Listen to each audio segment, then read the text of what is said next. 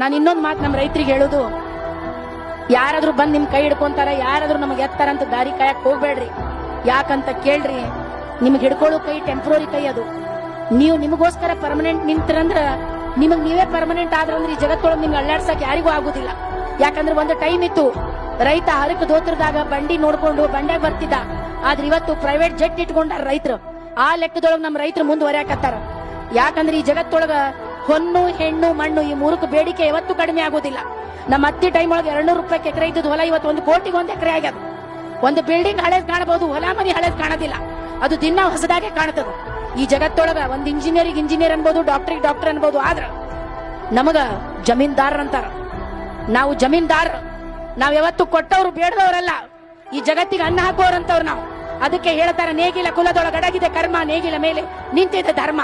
ಧರ್ಮ ಮತ್ತು ಕರ್ಮ ಈ ಜಗತ್ತೊಳಗೆ ಯಾರ್ದಾದ್ರ ಮೇಲೆ ನಿಂತಾವಂದ್ರ ರೈತರ ಮೇಲೆ ನಿಂತಾವ್. ಯಾಕಂದ್ರ ಈ ಜಗತ್ತೊಳಗೆ ಎಲ್ಲ ಅಳಿಬಹುದು, ಅನ್ನ ಅಳೆಯೋದಿಲ್ಲ.